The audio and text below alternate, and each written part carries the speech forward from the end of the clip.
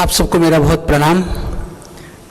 और हमको पता है कि आपने बहुत कुछ सीख लिया है, जान लिया है, और अब तो उतारने की बारी है आयुर्वेद के संदर्भ में। यह तो हम सबको पता चल ही गया, सबको पता भी है, हम सबको विश्वास भी है कि आयुर्वेद वह कोई चिकित्सा पद्धति मात्र नहीं है और संपूर्ण वह एक जीवन पद्धति है। और ऋषियों ने उस जीवन पद्धति के लिए बहुत गहन अनुसंधान भी किया। जैसे आज मेडिकल साइंस के अंदर रिसर्च होते हैं, वैसे ही प्राचीन काल में भी रिसर्च होते थे। हाँ, रिसर्च की जो पैरामीटर्स हैं, उसकी जो प्रकार है या उसकी जो विधा है वह अलग हो सकती है, अलग तरह से उन्होंने की होगी। हमको तो यह लगता है कि आज की विधा से भी बहुत गहरी विधाएं थी। आप कल्पना करिए कि एक पौधे को जब मॉडर्न सिस्टम से जब हम उसके अंदर उसके एक्टिव कंपाउंड को एनालिसिस करते हैं तो एक दो कंपाउंड का पता चलता है, एक दो औषधीय तत्वों का हम उसको अलग कर पाते हैं।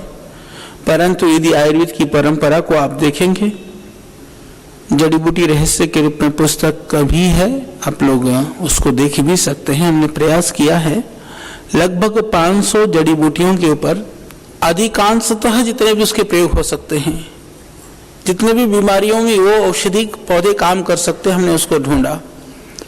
तो जो बात है वो यह है कि आयुर्वेद एक ऐसी विधा है जहां हम एक औषधि से बहुत सारी बीमारियां ठीक कर सकते हैं।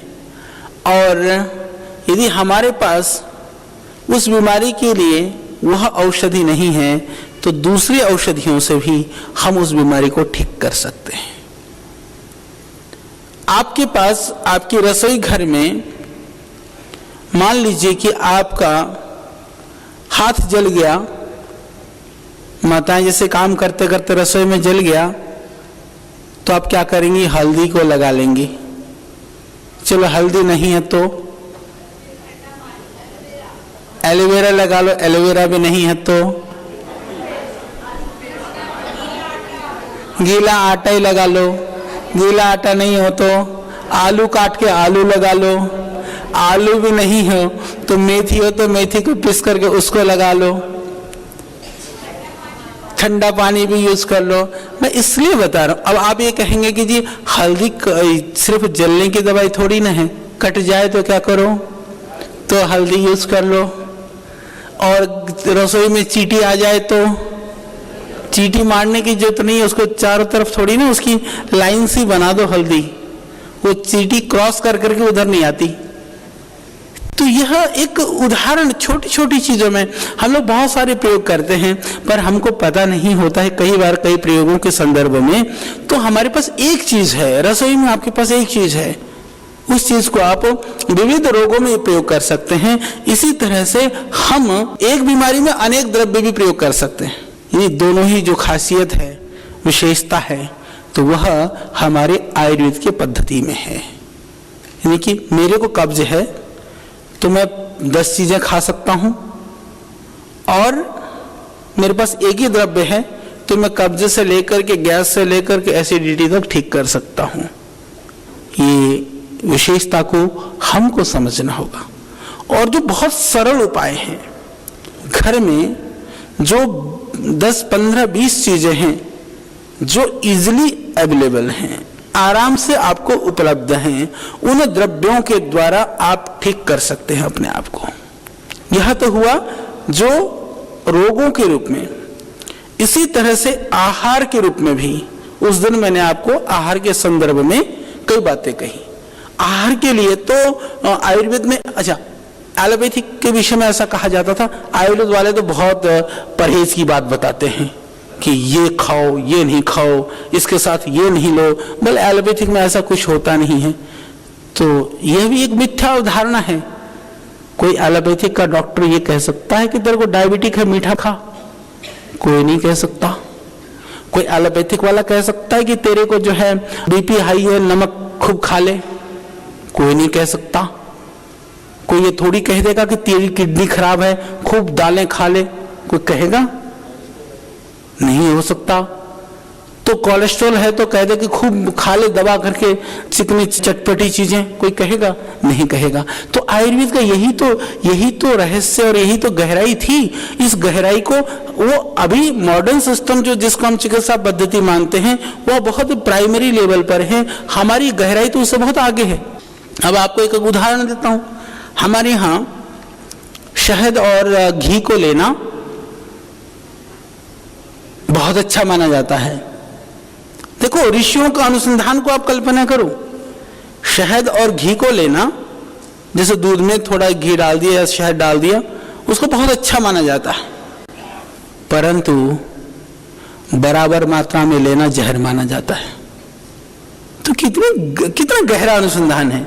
यानी कि वही घी और शहद वो हमारे लिए जीवनदायी है, परंतु उसको कितनी मात्रा में लेना है यह हमारे शास्त्रों में, आयुर्वेद की परंपरा में ऋषियों ने अनुसंधान किया था। तो जो स्वास्थ्य है, स्वास्थ्य भी हमसे कहीं बहुत दूर नहीं है, वो हमारे आसपास में है। सुख भी हमसे बहुत दूर नहीं है, वह भी हमारे आसपास में है। बस आवश्यकता है उसको तलाशने की, उसको खोजने की। तो हम इस तरह से अपने स्वास्थ्य के रहस्य को अपने इर्द गिर्द में, अपने आसपास में खोज सकते हैं। इसीलिए आयुर्वेद के ग्रंथों में बहुत जगह पर ये एक बहुत प्रसिद्ध उक्ति है। जैसे मैंने आपको बोला था कि आप लोगों ने जो आयुर्वेद सिद्धांत रहस्य पुस्तक के अंदर भी ये दिया हुआ मैंने कि पथ्य सती गदार्थस्य किमौषध निषेवणी, पथ्य सती गदार्थस्य किमौषध निषेवणी, कि यदि हमने पथ्य कर लिया, आहार विहार का बहुत ध्यान रखा, तो दवाई की आवश्यकता लगभग नहीं पड़ेगी। और हमने उसका ध्यान नहीं रखा, पथ्य असति गदार्थस्य, कि जो रोग से ग्रस्त है यदि उसके अंदर पथ्य असति है नहीं, तो किम औषध निषेवणी, फिर दवाई की क्या जरूरत है। यानी कि कोई बीमार है, वो अंडा खाता रहेगा तो कभी ठीक हो नहीं सकता।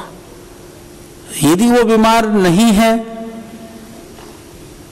मतलब वो खाने पीने में बहुत सावधान रहता है, इसका मतलब फिर वो बीमार नहीं हो सकता। इसका अर्थ यह भी हम कह सकते हैं, इस दुनिया में जितनी भी बीमारियां हैं उनका प्रमुख कारण हमारा आहार है, हमारा भोजन है।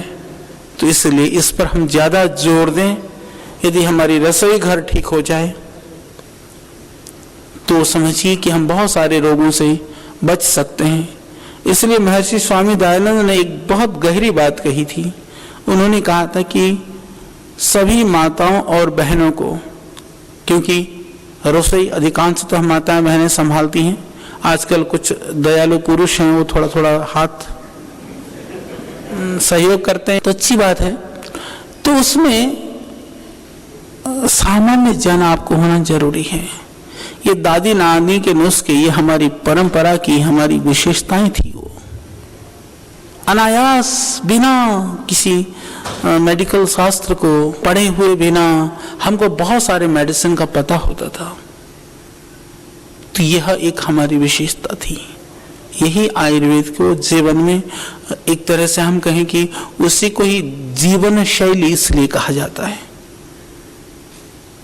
और आगे इसी बात को इस तरह से कहा है, विनापि भेषजैर व्याधि ही पथ्यादेव निवर्तते, न तो पथ्य विहीनस्य भेषजानाम शतैरपि, कि जो है जिसने पथ्य किया, पथ्य के द्वारा बिना दवाई के भी बीमारियां ठीक हो सकती हैं।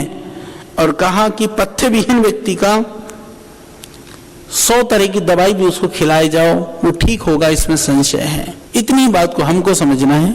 इमरजेंसी के लिए मेडिसिन रखिए। हमको यह प्रयास करना है कि यह देह रुग्ण न हो, बीमार न पड़े, हमको इसके लिए प्रतिदिन सजग होना पड़ेगा। नहीं तो मैं पढ़ रहा था, कोई सज्जन विदेश का कहीं था, अरब कंट्री का, वो लिख रखा था नाश्ते में 60 अंडे, 12 चपातियां, 2 मुर्गे भोजन में, शाम को पूरी बकरी, इतना खाता था। आज के अखबार में वो अरब से आया, दिल्ली में उसको बैरिट्रिक जो आजकल सर्जरी करते हैं ना मोटापे के लिए, उसकी सर्जरी करने के लिए टेबल, वो 300 कुंटल से ज्यादा का था, वो सर्जरी के लिए 2 टेबल लगाना पड़ा। जब पेट चीरा तो पता चला कि 1 फुट तो चर्बी की लेयर है, उसकी अंतड़ियां ढूंढनी पड़ी। हालांकि सर्जरी कर दिया गया और जाने के लिए भी 3 सीटें बुक की गई उसके लिए ना, फ्लाइट की ना। अरे भाई 3 कुंटल है तो 3 आदमी की जगह तो घेरेगा ही वो। तो ये क्या है, कोई रोग कहीं से टपकता नहीं है। क्योंकि देखिए एलोपैथिक में और आयुर्वेद में फर्क क्या है, बेसिक फर्क यह है, वहां रोग को लेकर के एक भयावहता प्रस्तुत की जाती है, आयुर्वेद में उसको भयानक नहीं प्रस्तुत किया जाता है। आयुर्वेद भयमुक्त करता है। जो भय होता है ना, उस जीवन का सबसे बड़ा शत्रु होता है। वो किसी भी संदर्भ में अभयता के लिए, अभय बनने के लिए वेदों में प्रार्थनाएं की गई है। वेदों के अंदर इस तरह के मंत्र हैं, मित्र से भी अभय हो, अमित्र से भी अभय हो, नक्त से भी, रात से भी अभय हो, दिवा से भी अभय हो, और सर्वत्र जो है मेरे मित्र हों। सर्व आशा मम मित्र भवन्तु, ये वेद कहता है। तो हमको भयग्रस्त नहीं होना है किसी भी विषय को लेकर के। और जहां तक जीवन की बात है, मैं तो एक सिद्धांत को अपने अंदर भी उसको उतारने का प्रयास करता हूं और सबके लिए कहता हूं कि आज जैसे आप हो ना, इस सुख का आनंद लो, कल शायद आज जैसा भी ना रहे। जो नहीं है उसके लिए नहीं, और जो दिख रहा है कि ऐसा होने से ऐसा हो रहा है, उसको हम दूर कर लें। तो यह पथ्य और अपथ्य की बात आयुर्वेद की बहुत गहरी बात है, बहुत गहरी बात है। तो जो आयुर्वेद सिद्धांत रहस्य उसके अंदर मैंने दिया हुआ है कि किस पदार्थों के साथ किनका सेवन हमको नहीं करना चाहिए। नहीं करने वाले पदार्थों में जैसे दूध के साथ, सबको पता है कि दूध के साथ नमक, जो सीधा सीधा नमक दूध में डाल करके, हालांकि मुझको पता है बंगाल में, बिहार में, आसाम में, नेपाल में, वहाँ दूध भात, उसमें सब्जी भी और भात भी बड़े खाते हैं। परंतु फिर इसमें ऐसा भी लिखा है कि जो अपथ्य है, जो विरुद्ध आहार है, विरुद्ध आहार कुछ अंश में वह शरीर में, हम जब विरुद्ध आहार करते करते रहते हैं, जैसे किसी की शरीर की प्रकृति बन जाती है ना, उस तरह से विरुद्ध आहार सहन करने की प्रवृत्ति भी बन जाती है। परंतु फिर भी हमको बचना चाहिए, क्योंकि बहुत सारी बीमारियां होने की संभावना उससे रहती है। तो दूध में जैसे नमक नहीं लेना, हमको दही दूध में मिला करके नहीं लेना चाहिए। मूली है, सहजन है, इमली है, खरबूजा है, बेल का फल है, नारियल है, आवड़ा है, नींबू है, करौंदा है, कमरख है, जामुन है, कैथ है, इनके जितने भी तरह के जो फल वाले हैं, कसैले फल हैं, खट्टे फल हैं, या कोई भी फल है, इस तरह से हमको नहीं लेना चाहिए। और इसी तरह से मांस या मछली वगैरह का सेवन भी, जो मांसाहारी हैं उनको भी दूध वैसे तो लेना ही नहीं चाहिए। मांस वो क्यों मनुष्य का आहार नहीं है? कई लोग ऐसा कहते हैं कि हम लोग मांसाहार का निषेध धार्मिकता की वजह से करते हैं। वस्तुतः धर्म के विरुद्ध तो है वो, क्योंकि वह प्राणी हिंसा से ही प्राप्त होता है मांस। और दूसरी बात यह है कि आजकल ठीक है वो बिना हिंसा के भी मांस की बात की जाती है, परंतु फिर भी उसको तमोगुण आहार माना गया है। तमोगुणी आहार से हमारे अंदर एक तरह से वैचारिक रूप से हमारे अंदर जो विकृति के भाव हैं, जो दोष के भाव हैं, काम क्रोध लोभ मद मोह ईर्ष्या आदि के भाव हैं, उनकी वृद्धि होती है। शरीर के अंदर रोग होने की संभावनाएं रहती है। और कोई यदि मांस की बात में यदि बात करें तो मैं 2-3 चीजों से आप समझ सकते हैं। जैसे जो मांसाहारी प्राणी और शाकाहारी प्राणी में जो शरीर का जो बनावट है बहुत सरल है, सिंपल है समझने के लिए। जैसे गाय, भैंस, बकरी, भेड़, जो पशु हैं जो शाकाहार जो घास फूस पर रहते हैं, उनका जो शरीर का बनावट होता है और उनकी जो इंटेस्टाइन होती है वो लंबी होती है, क्योंकि घास को पचने के लिए वो एक समय की आवश्यकता होती है। उसी तरह से उनकी इंटेस्टाइन लंबी होती है। परंतु कुत्ता, बिल्ली या हम कहें कि ये जो शेर, बघेरे, चीते, इनके अंदर इनकी आंतें छोटी होती है, क्योंकि मांस को बहुत देर तक आंतों में रहने से वो सड़ता है, रोग पैदा करता है, वो जल्दी से हजम होकर के निकल जाए, इस तरह की आंतों की बनावट होती है। ये तो हो गई आंतों की बनावट। दूसरी बात उनके दांतों की बनावट में, हालांकि कई लोग ऐसा कहते हैं कि आदमी के भी तो देखो साइड के जो 2 दांत होते हैं वो थोड़े से नुकीले होते हैं। पहले नुकीले थे, घिस घिस करके कम रह गए। अरे भाई, जब नुकीले थे आज तो नहीं है। कई लोग ये उदाहरण देते हैं, उचित नहीं है, पर इससे बड़ा उदाहरण है कि जो मांसाहारी जितने भी जानवर होते हैं वो पानी जो है वो जीभ से पीते हैं, बाकी लोग मुंह से पानी पीते हैं। यह एक बहुत बड़ा उदाहरण है। तो हम जीभ से पानी तो नहीं पीते हैं, ऐसा कर करके तो पानी को नहीं वो करा जाता है।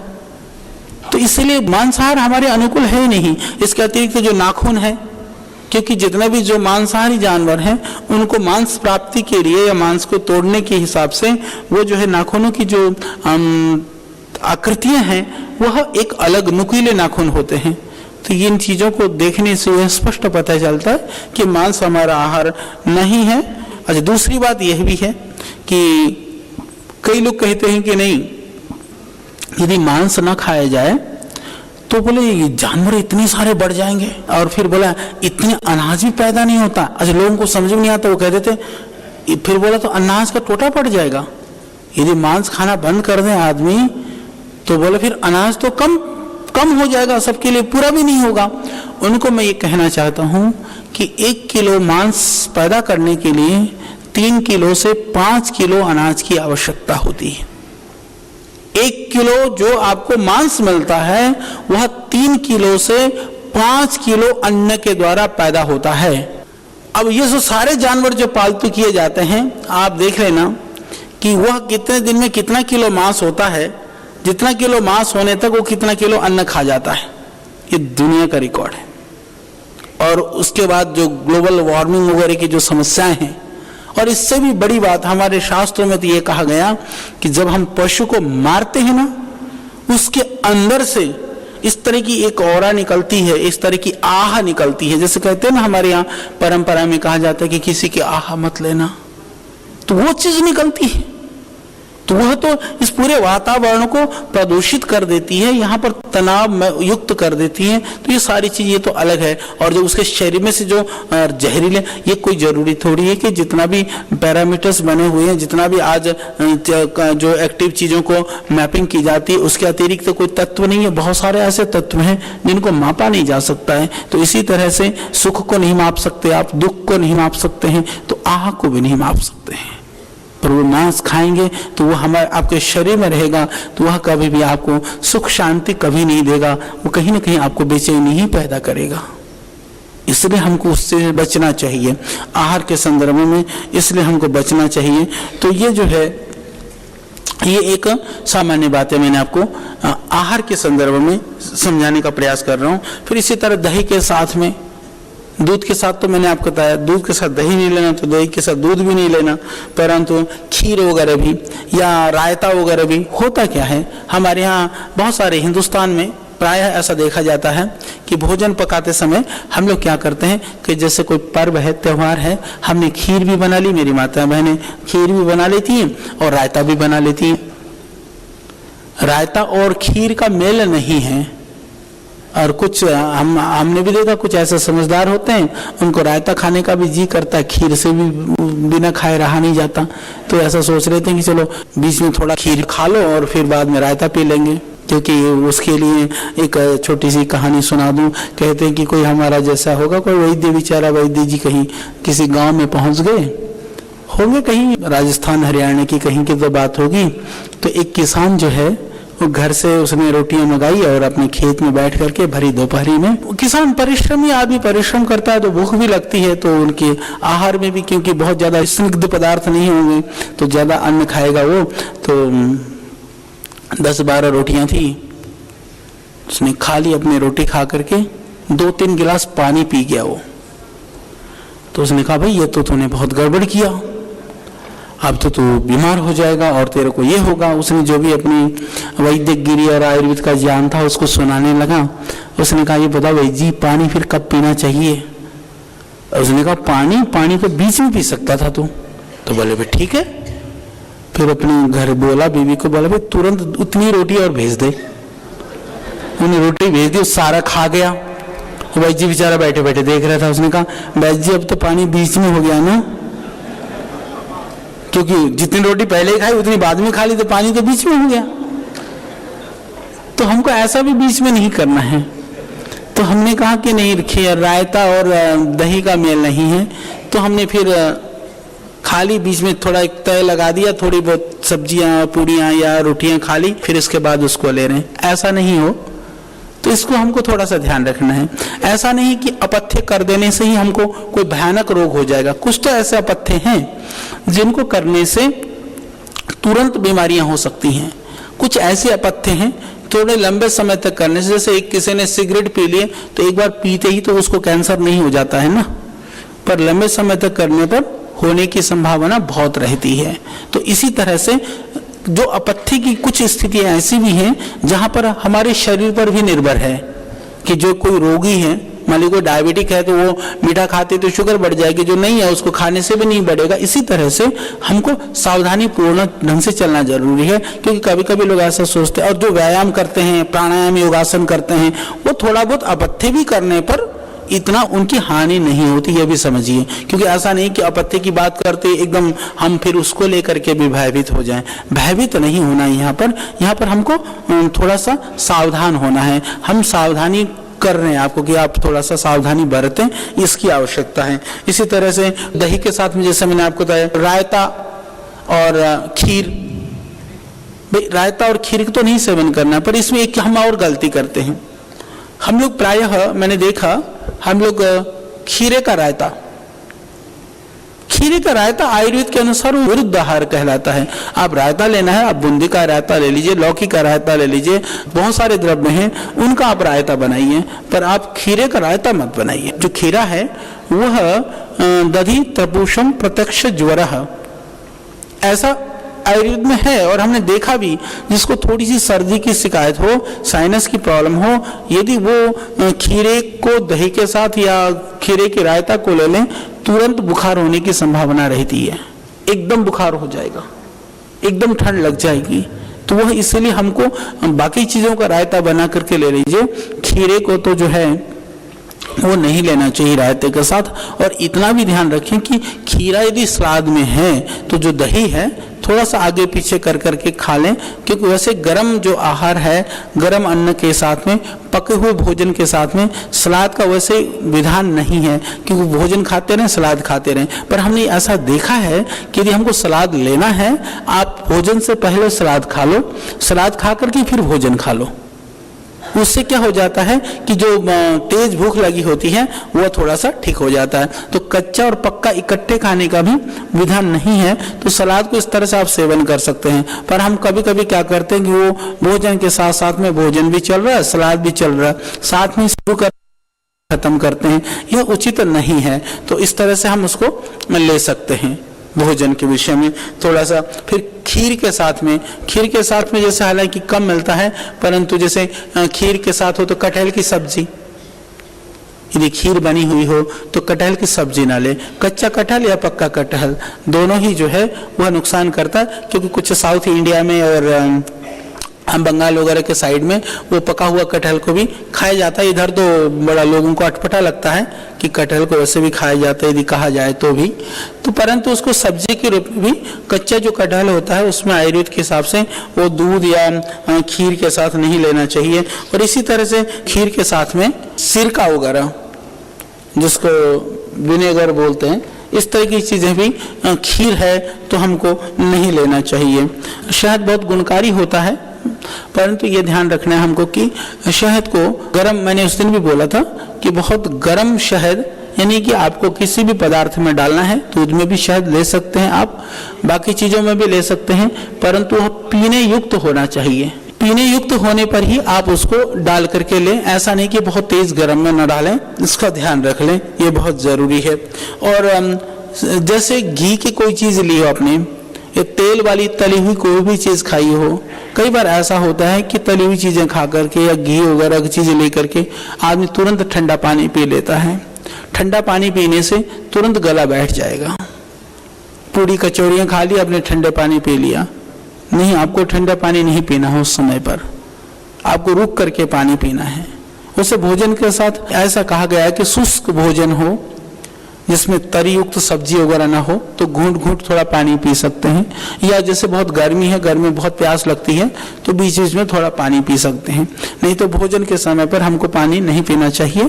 और भोजन के आधा घंटे के बाद में गर्मी हो तो, सर्दी हो तो और भी पौने घंटा, लगभग आधे घंटे में, क्योंकि जब भोजन और जल इकट्ठा हो जाता है वो पाचन होने में परेशानी पैदा करता है, क्योंकि जल तो पहला चला जाएगा आंतों में, जहां जहां छिद्र होगा पानी निकल जाएगा, आहार धीरे धीरे पचेगा।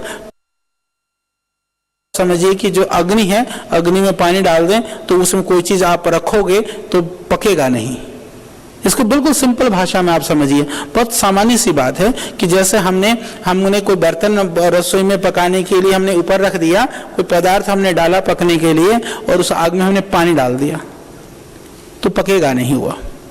तो इसी तरह से यदि जल के साथ भोजन को लेते हैं उससे जठराग्नि मंद होती है, इसीलिए वह भोजन पचेगा नहीं, क्योंकि पकेगा नहीं तो पचेगा नहीं, नहीं पचेगा तो इंडाइजेशन होगा, गैस्ट्रिक ट्रबल होगी, एसिडिटी बनने लगेगी, और ज्यादातर जो बीमारियां होती हैं वो इंडाइजेशन से ही शुरू होती हैं।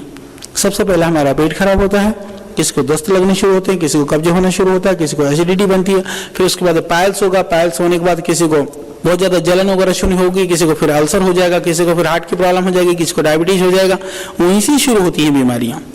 तो उस मूल को रोकने का उपाय यही है कि आप भरसक प्रयास करिए कि आपका पेट ठीक रहे। जैसे आपको बहुत कब्ज है तो आप कम आहार लीजिए, कुछ भी ना मिले तो पपीता खा लो, फलों में अमरूद खा लो, पपीते से अच्छा पेट साफ हो जाता है, अमरूद से साफ हो जाता है। रात को त्रिफला ले लो, वो भी नहीं है तो मुनक्का सब जगह मिल जाता है, 20-25 मुनक्के को दूध में उबाल करके ले लीजिए, उससे पेट साफ हो जाएगा। तो बहुत सारी चीजें हैं, एक एक छोटी छोटी चीजों के लिए आप उनको कोई दवाई पर निर्भर रहने की जरूरत नहीं है, या कुछ इस तरह की चीजें की जरूरत नहीं है। हरड़ है, हरड़ को भून लीजिए, उसको पाउडर कर लीजिए, नहीं तो हरिता की चूर्ण मिलता है, पतंजलि का दिव्य चूर्ण मिलता है, त्रिफला चूर्ण मिलता है, आमल की चूर्ण मिलता है, हरड़ का हरिता की चूर्ण मिलता है। हम इन चूर्णों को भी ले सकते हैं, इसबगोल भी ले सकते हैं, क्योंकि इसबगोल को भी वो थोड़ा सा गुणवाही, जैसे जिनको थोड़ा दस्त लग रहे हों, दही में या मट्ठे में इसबगोल लेने से दस्त बंद हो जाते हैं, सबको पता है, और दूध के साथ इसबगोल डाल करके ले लेने से जिसको कब्ज है उसमें लाभ होता है।